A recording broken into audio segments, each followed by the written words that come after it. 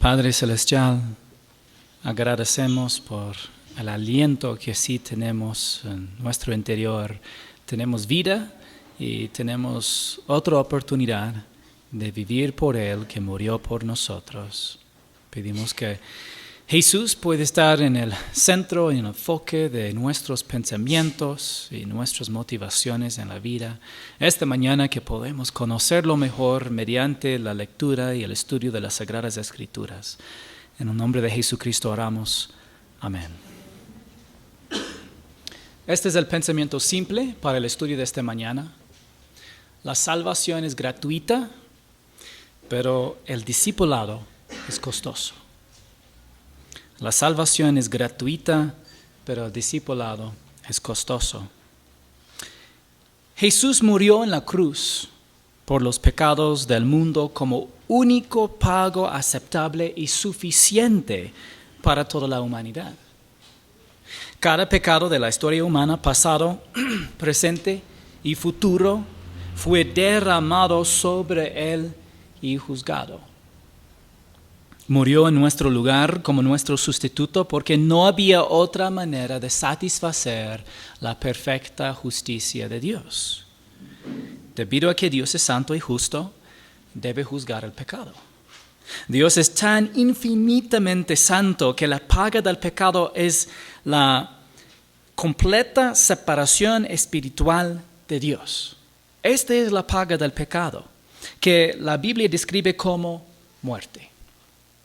Y como resultado de que nuestros mayores ancestros se aliaron con Satanás en el conflicto angelical, la humanidad comparte el destino de los ángeles caídos, que es la eternidad en el lago de fuego. Debido a que la paga del pecado es muerte, Dios no acepta nada más a cambio de nuestros pecados.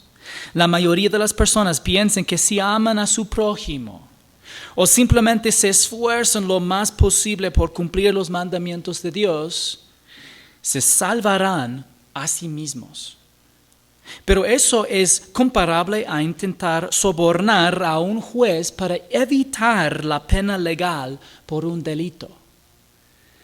Solo había un camino para que la humanidad fuera redimida, y era la muerte sustitutiva de Jesucristo en la cruz de Calvario. Él es el único Dios eterno, verdadero. Él es Jehová, Yahweh, que existe eternamente por sí mismo en tres personas distintas, el Padre, el Hijo y el Espíritu Santo. Porque Él es Dios, no puede pecar. Y el Hijo se hizo hombre para redimir a la humanidad de la deuda del pecado. No tenía ningún pecado propio, por lo que era la única persona en la historia de la humanidad calificada para morir como sustituto del resto de la humanidad. Murió una muerte que no merecía. Murió una muerte que nosotros merecemos.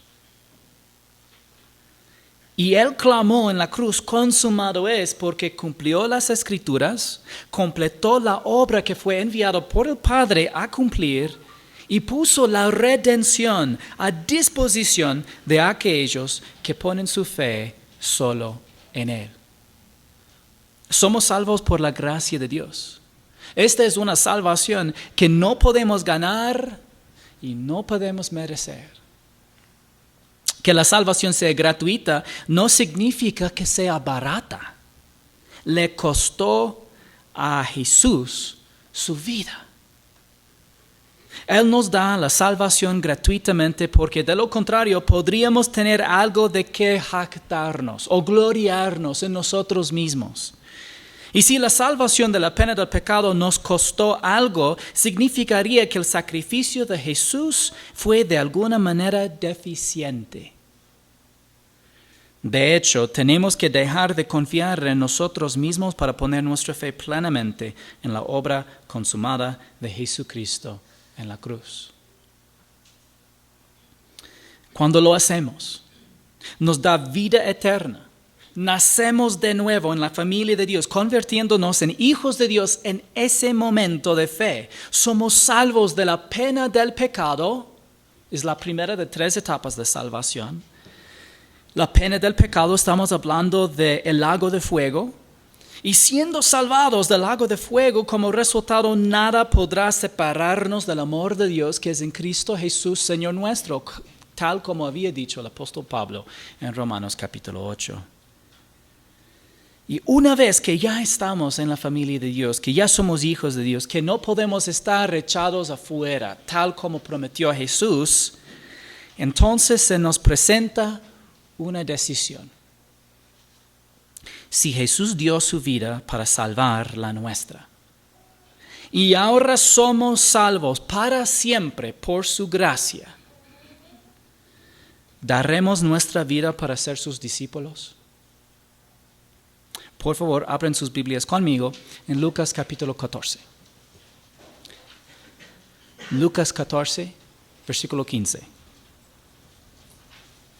Dice, cuando uno de los que estaban sentados con él, con Jesús, a la mesa, oyó esto, le dijo, bienaventurado todo el que coma pan en el reino de Dios.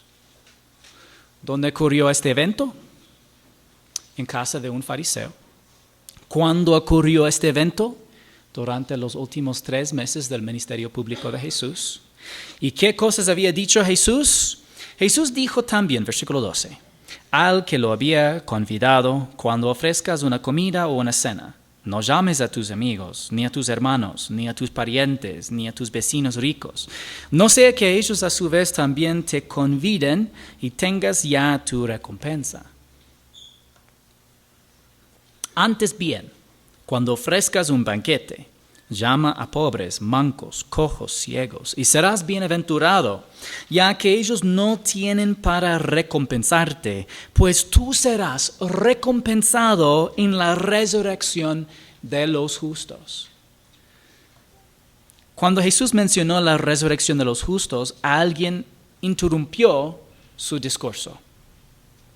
Y en medio de un discurso importante, a veces la gente interrumpía a Jesús para hacer comentarios que distraían del objetivo de sus mensajes. Ahora, ¿estamos alguna vez tentados a ignorar la intención del autor y distorsionar el énfasis de las Escrituras? Sí, muchas veces.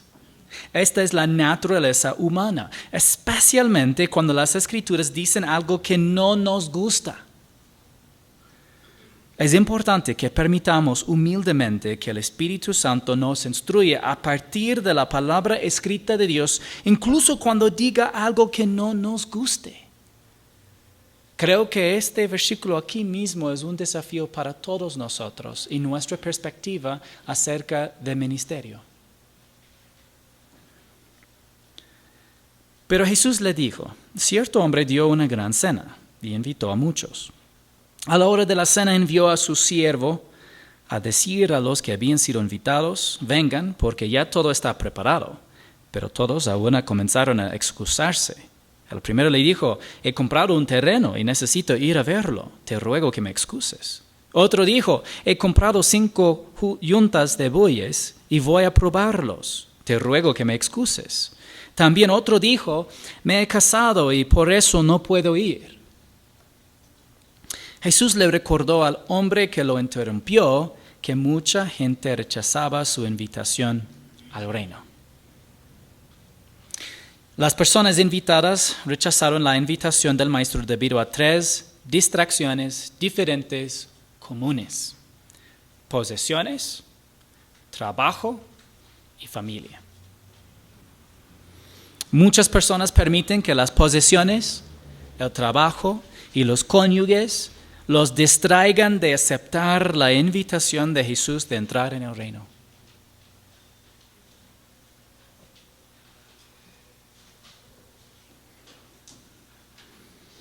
¿Alguna vez has conocido a alguien que pensaba que era bueno con Dios porque era próspero? Bueno, algunos sí, algunos no. Yo sí he conocido bastantes personas que creen que están bien con Dios porque así prosperado en la vida. ¿Alguna vez has conocido a alguien que no tuvo tiempo para escuchar el Evangelio o ir a la iglesia debido a su trabajo? Hay tal vez sí, ¿no es cierto? ¿Alguna vez has conocido a alguien que no quiso aceptar el Evangelio porque estaba preocupado por su esposo o esposa o algún otro miembro de su familia? Yeah. Estas son distracciones comunes de la condición espiritual del hombre. Y es por eso que Satanás los usa gustosamente para distraer tanto a los incrédulos como a los creyentes. Cuando el siervo regresó, informó de todo esto a su señor. Entonces, enojado, el dueño de la casa dijo a su siervo: sal enseguida por las calles y callejones de la ciudad, y trae acá a los pobres, los mancos, los ciegos y los cojos. Y el siervo dijo: Señor, se ha hecho lo que usted ordenó y todavía hay lugar. Entonces el Señor dijo al siervo: sal a los caminos y por los cercados y oblígalos a entrar para que se llene mi casa. Porque les digo que ninguno de aquellos hombres que fueron invitados probará mi cena. Aunque Jesús invitó a los fariseos a su banquete y ellos lo rechazaron, muchos publicanos, pecadores y gentiles han aceptado su invitación.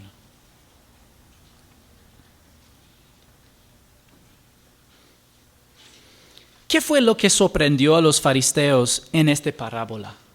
Bueno, ellos enseñaban que todos los judíos tenían parte en el reino futuro. Aquí los invitados probablemente representan a los fariseos, solamente el énfasis específicamente de esta parábola. No fueron los únicos invitados, pero él está enfatizando, comenzando con un lugar de la sociedad y después a otros. Los que están en las calles y callejones de la ciudad probablemente representan a recaudadores de impuestos y pecadores, es decir, los judíos que eran reconocidos como clase élite, como no cumpliendo las expectativas de las interpretaciones bíblicas de los fariseos. Y los que están en los caminos y cercados probablemente representan al pueblo no judío que ha llegado a la fe en Cristo a lo largo de los últimos 2000 años. ¿Qué quiere Jesús para el reino? Él dijo: para que se llene mi casa. Para que se llene mi casa. Jesús quiere que su banquete en el reino esté lleno. Y así será.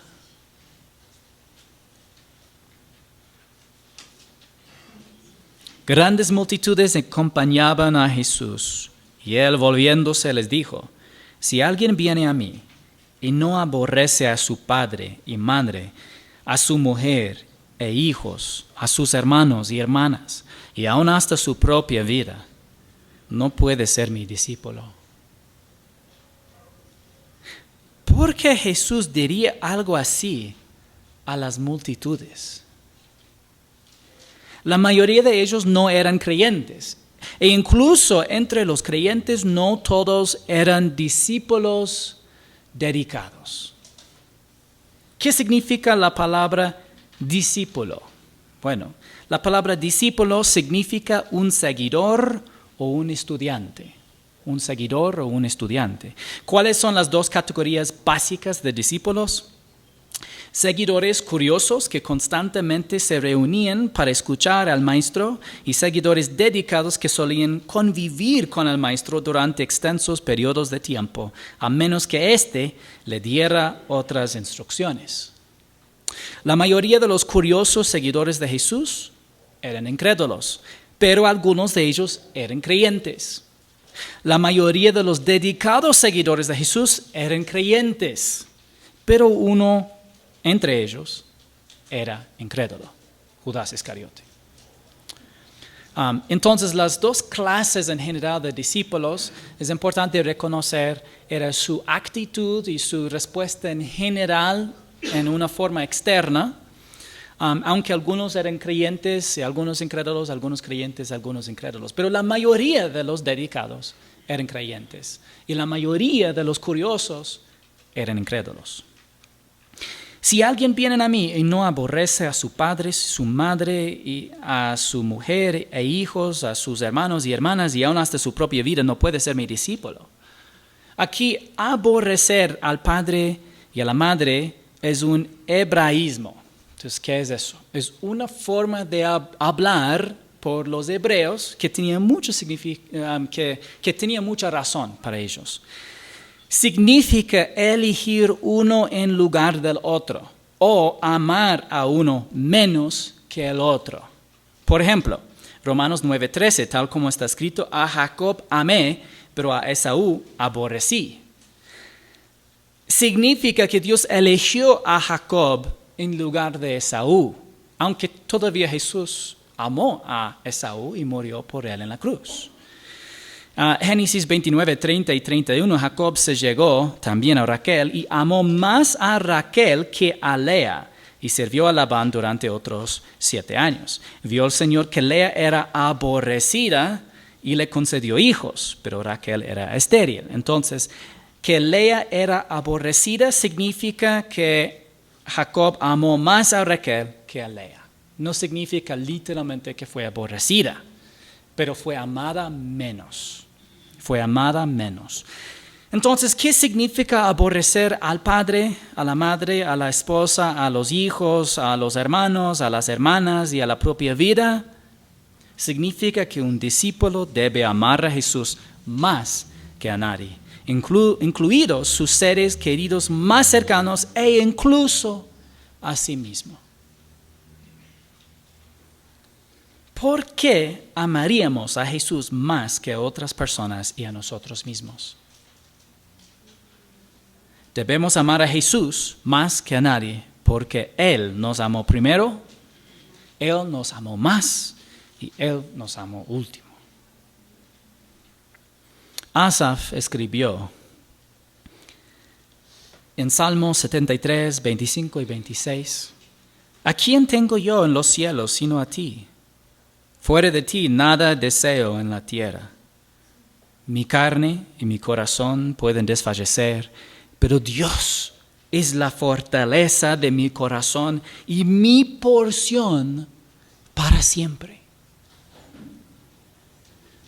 ¿Nos sentimos así acerca de Jesús? Probablemente no nos sentimos así lo suficiente. Cuando lo hagamos, consideraremos cualquier sacrificio por Él como pequeño en comparación con lo que Él ha hecho por nosotros.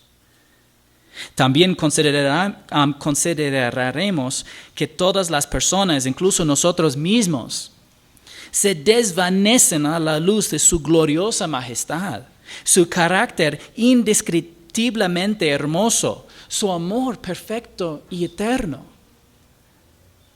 Esa es una razón por la que no deberíamos llamar a nuestros familiares, madre, padre, hijos o cónyuge, cosas como mi vida, mi rey, reina de mi vida, mi media naranja,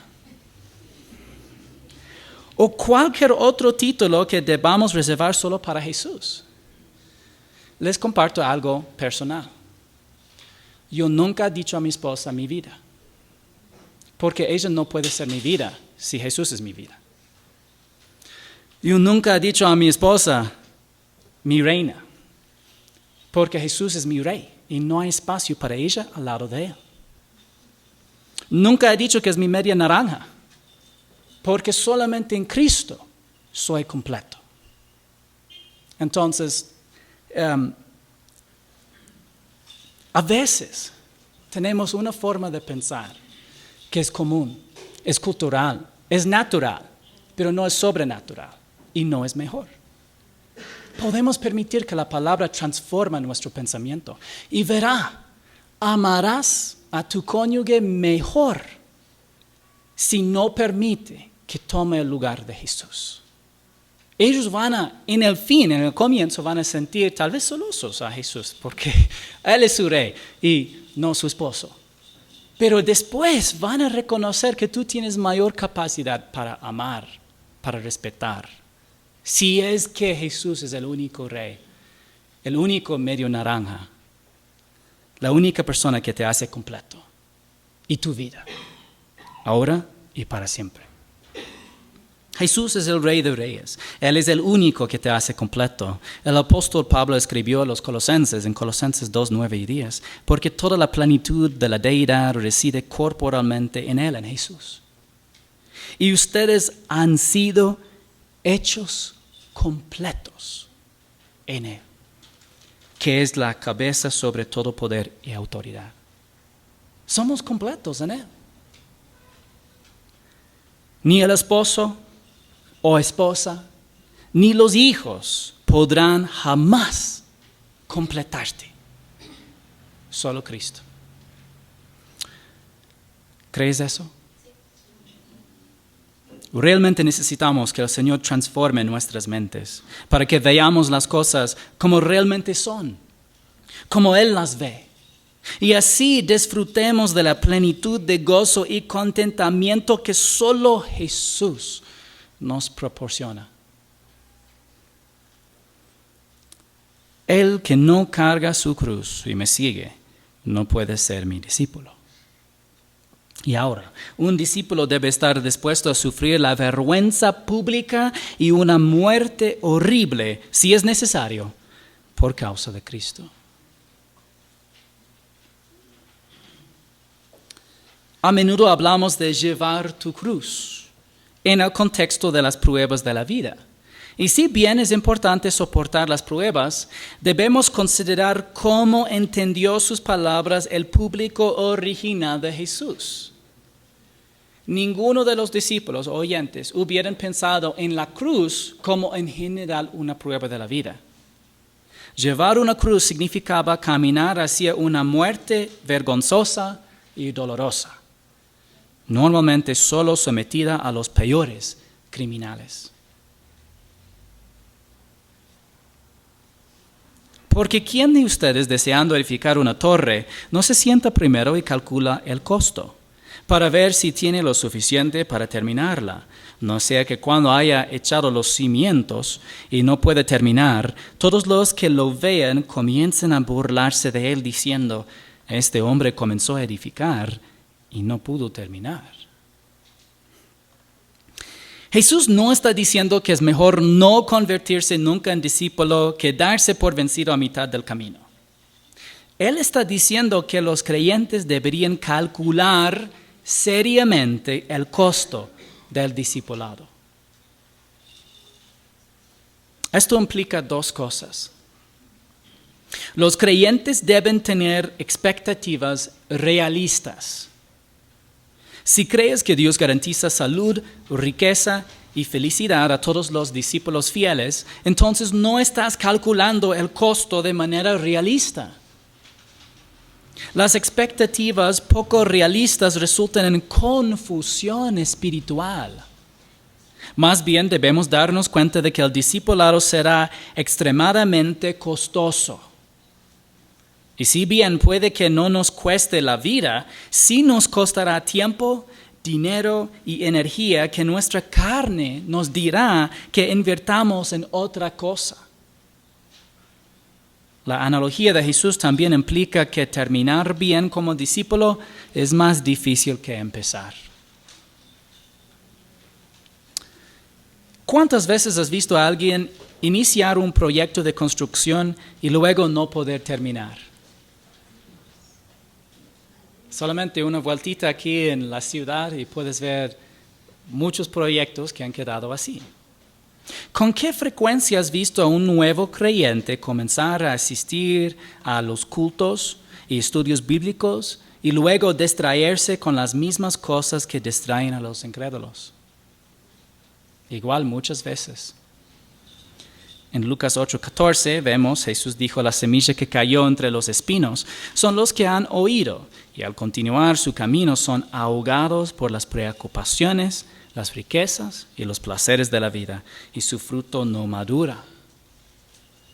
Hablando de verdaderos creyentes que no llevan fruto espiritual porque están distraídos por las cosas del mundo. ¿Qué otro ejemplo dio el Señor? ¿O qué rey, cuando sale al encuentro de otro rey para la batalla, no se sienta primero y delibera si con 10,000 hombres es bastante fuerte para enfrentarse al que viene contra él con 20,000? Y si no, cuando el otro todavía está lejos, le envía una delegación y pide condiciones de paz. ¿Estaba Jesús desalentando el discipulado? Casi parece, pero no. Pero estaba dando expectativas adecuadas. La vida espiritual se compara con arando un campo, plantar un cultivo, construir una casa o torre, peleando en un combate de boxeo, corriendo una maratón, viviendo como un soldado, ser un guardia en la noche o pelear en una guerra. La vida espiritual nunca se compara con irse de vacaciones. El discipulado es difícil. El discipulado es difícil. Y estamos hablando de la vida espiritual después de la salvación. Dios nos llama a ver las cosas de una manera que no vemos naturalmente. Y las cosas que Él nos llama a hacer son imposibles sin su poder. Es la razón que da un ejemplo que es bien difícil de imaginar. Entonces, si el discipulado se compara con un rey con solamente 10,000 hombres que tiene que enfrentar a otro rey que tiene 20,000, ¿qué chances hay para nosotros? Sin Cristo, 0. Pero con Cristo podemos hacer todo lo que está en la voluntad de Dios. Así pues, cualquiera de ustedes que no renuncie a todas sus posesiones no puede ser mi discípulo. Cada recurso a tu disposición debe estar sometido a la autoridad de Jesucristo y nada debe ser más valioso para ti que tu relación con Él.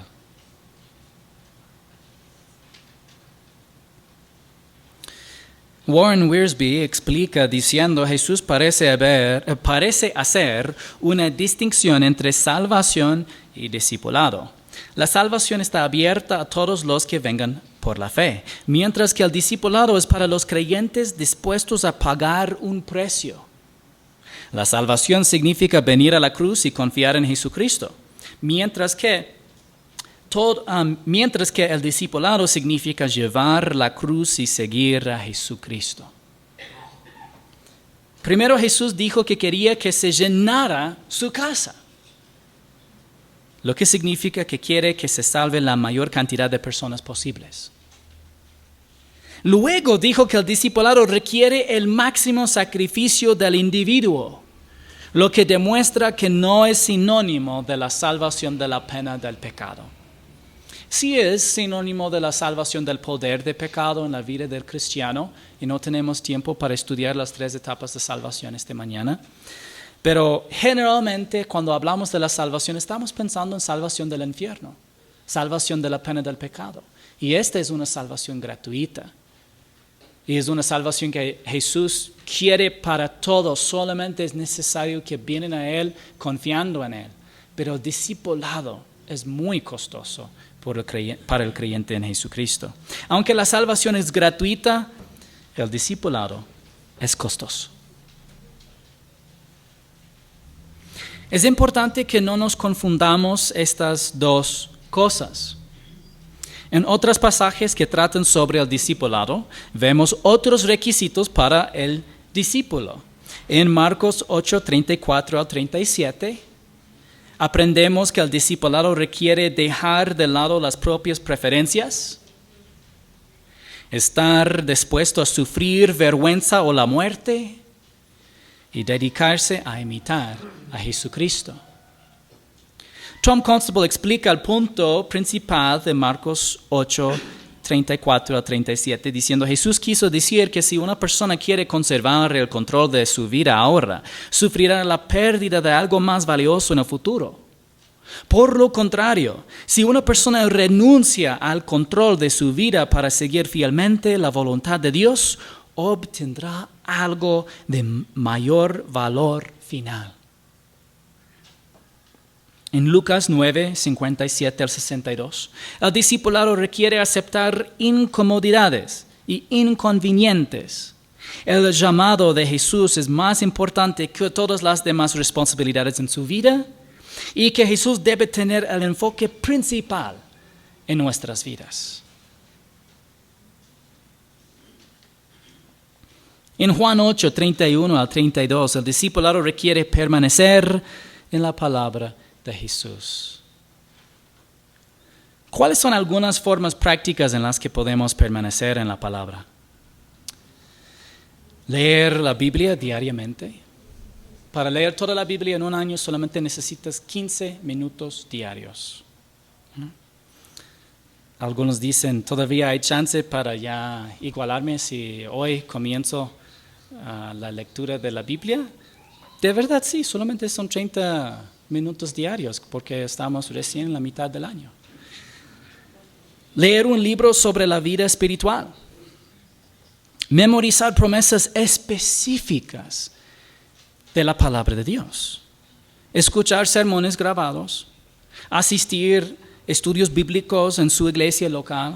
Asistir a los cultos regulares en su iglesia local. Pensar profundamente en las verdades de la palabra de Dios. Y orar al Señor pidiéndole comprensión y alabándole por las verdades que te haya revelado. Dado que la palabra discípulo significa estudiante o seguidor, permanecer en la palabra es la forma más básica de seguir a Jesús y es esencial para aprender todas las formas en que Él nos exige que lo sigamos. No vamos a conocer bien lo que Dios manda para los discípulos si no estamos fieles en aprender la palabra de Dios. Y aunque la suma total del discipulado no es obediencia, no es posible ser un discípulo fiel sin obedecer la voluntad expresada por escrito de Dios. Dwight Pentecost hizo esta observación. No son las palabras en los labios las que lo hacen discípulo de Jesucristo. Es la obediencia a la revelación de la voluntad de Dios lo que hace a uno discípulo de Jesucristo. Seguir a Jesús como discípulo requiere sacrificios reales, no teóricos. Es una forma de vida, no simplemente una filosofía sobre la vida. Implica aprender lo que Dios dice y actuar en armonía con lo que dice por la fe en Jesucristo. Ahora, ¿alguna vez has calculado el costo y has decidido seguir a Jesús como discípulo? Comienza con una elección motivada por el perdón inmerecido de Dios. Dice en Romanos 12, 1 y 2. Por tanto, hermanos, les ruego por las misericordias de Dios que presenten sus cuerpos como sacrificio vivo y santo, aceptable a Dios, que es el culto racional de ustedes. Y no se adapten a este mundo, sino transfórmense mediante la renovación de su mente, nuevos pensamientos, para que verifiquen cuál es la voluntad de Dios, verifiquen o ponen a prueba la voluntad de Dios, lo que es bueno y aceptable y perfecto. ¿Estás aquí hoy y ya has confiado solo en Jesucristo para tu salvación? Si es así, entonces conoces las misericordias de Dios. ¿Alguna vez has decidido intencionalmente presentar tu cuerpo como sacrificio vivo a Dios? Y si no, ¿qué te impide hacerlo hoy? Quizás estés preocupado por tus posesiones, tu trabajo, tus amigos, tu familia. Siempre seremos adaptados a este mundo o transformados a través del nuevo pensamiento que recibimos del Espíritu Santo al estudiar la palabra de Dios. Nuestro culto racional es presentar nuestros cuerpos como sacrificio vivo a Dios.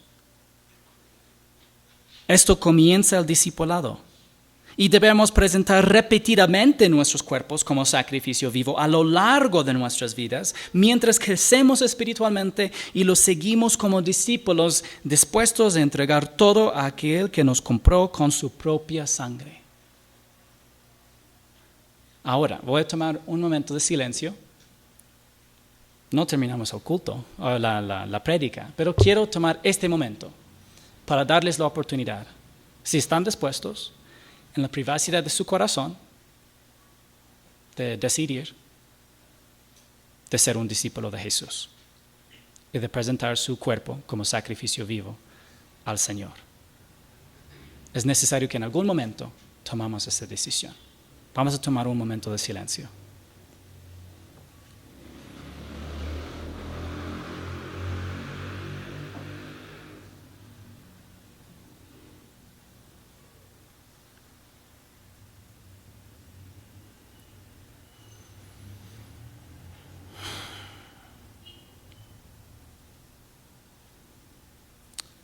Señor Jesús, tú eres digno de nuestro sacrificio. Tú eres digno de que nosotros dedicamos nuestras vidas a ti. Yo pido, Señor, que nos das el poder mediante tu Espíritu, mientras que dependemos de nuestro Salvador, de vivir como verdaderos discípulos, de seguir presentando nuestros cuerpos ante ti como sacrificio vivo, para que seamos instrumentos de justicia, que nuestros pensamientos pueden ser cambiados y para que Jesús sea magnificado en nosotros. En el nombre de Jesús. Amén. Ahora, un paso importante en el discipulado es el bautismo en agua. Dice en Mateo 28, 18 al 20, acercándose Jesús les dijo, toda autoridad me ha sido dada en el cielo y en la tierra. Vayan pues y hagan discípulos de todas las naciones, bautizándolos en el nombre del Padre y del Hijo y del Espíritu Santo, enseñándoles a guardar todo lo que les he mandado. Y recuerden, yo estoy con ustedes todos los días hasta el fin del mundo. A este pasaje a menudo se le llama la Gran Comisión. ¿Qué es la Gran Comisión? La Gran Comisión es hacer discípulos de todas las naciones. Hacer discípulos. Aquí en este pasaje la gramática nos ayuda un poco, porque vayan bautizándolos y enseñándoles son participios que describen la acción del verbo principal. El verbo principal es hagan discípulos. Y entonces hacer discípulos requería que los creyentes en Jerusalén vayan a otras naciones. Hacer discípulos implicaba enseñar a los nuevos discípulos a guardar todo lo que Jesús ordenó. Y hacer discípulos implicaba bautizar nuevos discípulos.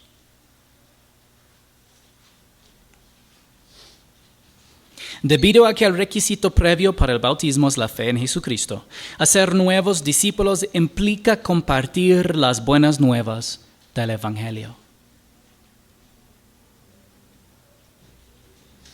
Y tenemos un ejemplo de esto en las Sagradas Escrituras. En Hechos 8, 35 al 38 leemos, entonces Felipe, comenzando con este pasaje de la Escritura en Isaías, le anunció el Evangelio de Jesús. Yendo por el camino llegaron a un lugar donde había agua y el eunuco dijo, allí hay agua, ¿qué impide que yo sea bautizado? Y Felipe le dijo, si usted cree con todo su corazón, puede. Creo que Jesucristo es el Hijo de Dios, respondió el eunuco, y mandó parar el carruaje. Ambos descendieron al agua y Felipe lo bautizó. Como resultado, un paso importante para todo discípulo de Jesucristo es ser bautizado como testimonio público de su fe en Jesucristo y de su identificación personal con Él. El próximo fin de semana realizaremos nuestro servicio anual de bautismo y aliento a cada creyente que aún no ha sido bautizado a que deje de lado todo lo que lo desaliente a dar abiertamente su testimonio público de fe en Jesucristo, salvación por gracia e identificación personal con Él. El fin de nuestro pasaje, Lucas 14, 34 y 35 dice: Por tanto, buena es la sal, pero si aún la sal ha perdido su sabor, ¿con qué será sazonada? No es útil, ni para la tierra, ni para el montón de abono la arrojan fuera. El que tenga oídos para oír, que oiga.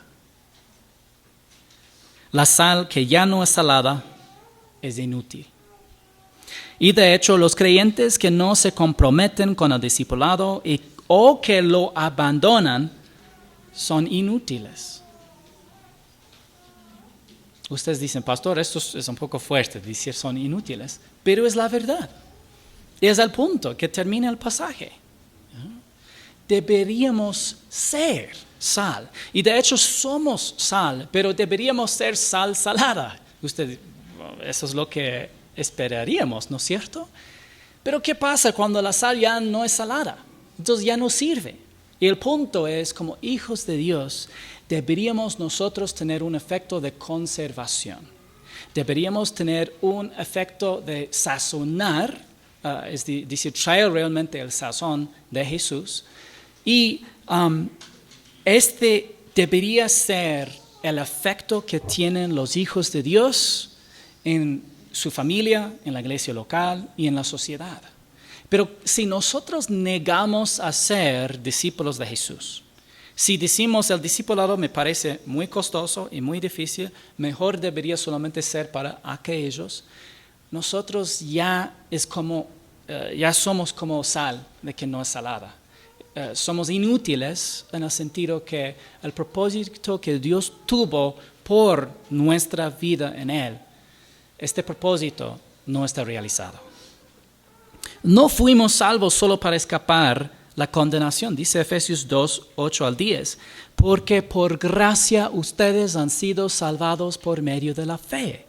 Y esto no procede de ustedes, sino que es don de Dios, no por obras para que nadie se gloríe. Y muchos tienen dificultad con eso. Muchos no pueden aceptar, es tan difícil aceptar que no soy salvo por mis obras y de que nunca nadie va a llegar al cielo y decir a Dios, yo alcancé la salvación por hacer todo lo que mandaste, porque nadie hace todo lo que Dios manda. Y cuando quebrantamos los mandamientos de Dios, ya somos condenados. Y la única salvavidas para esta situación es la cruz de Cristo. Esa es la razón que era necesario que Él muriera en la cruz por nuestros pecados. Es la razón que el perdón judicial es solamente por la fe en Jesús. Pero una vez que ya estamos en la familia de Dios, anota lo que dice. Porque somos hechura suya. En el griego es poema. ¿Ya? Es algo lindo que Dios ha creados en Cristo Jesús para hacer buenas obras, las cuales Dios preparó de antemano para que anduviéramos en ellas. Hermanos, es importante que entendamos la perspectiva de los escritores del Nuevo Testamento. La salvación no es por obras, pero sí es para hacer buenas obras. Tenemos un propósito en nuestra nueva vida en Jesús y es para representarlo. Pero no significa, no debemos cambiar el orden. No somos salvos por buenas obras, sino que somos salvos para hacer buenas obras. Para hacer buenas obras. Las buenas obras no son el medio de la salvación, pero son el propósito de nuestra salvación. Los creyentes son como árboles frutales. Un árbol frutal no se convierte en árbol frutal a través de su fruto. ¿No es cierto? ¿Ya? Sería absurdo decir que el propio fruto de un árbol lo convierte en un árbol frutal. Simplemente es un árbol frutal, si dé fruto o no. Sin embargo, el propósito del árbol frutal es dar fruto. Nosotros necesitamos primero que Dios nos convierte en un árbol frutal en el momento de la salvación. Y después, mediante la fe, el discipulado, que es una relación personal con el Señor en que estamos dedicados a vivir por Cristo y permitimos que el Espíritu Santo transforme nuestros pensamientos y presentamos nuestros cuerpos como sacrificio vivo ante el Señor, que es nuestro culto racional. Mediante este proceso, crecemos espiritualmente. Crecemos como un árbol que recibe abono, que recibe agua y crece y ya da fruto que beneficia a otros. Y mediante su fruto también en el fin llega a ver otros árboles frutales. Pero no comienza las cosas con sus obras, comienza las cosas con su salvación. Mediante la fe, sola en Jesucristo, solamente por la gracia que es el favor inmerecido de Dios. En última instancia, el discipulado es el diseño original de Dios para todos los hombres y mujeres. No fuimos diseñados para vivir para nosotros mismos. Fuimos diseñados para vivir para el Señor y disfrutar de su bondad. Eso significa que en última instancia es la vida más plena que podemos experimentar de este lado de la eternidad, el discipulado. Jesús dio su vida por nosotros. Él tiene todo el derecho de llamarnos a dar la vida por Él. El discipulado es costoso, pero vale la pena. Cuando experimentemos la resurrección de los justos y nuestras vidas sean evaluadas, nuestros sacrificios parecerán pequeños y su gracia será grande. Y nos regocijaremos por haber calculado el costo y haber entregado nuestras vidas para ser sus discípulos.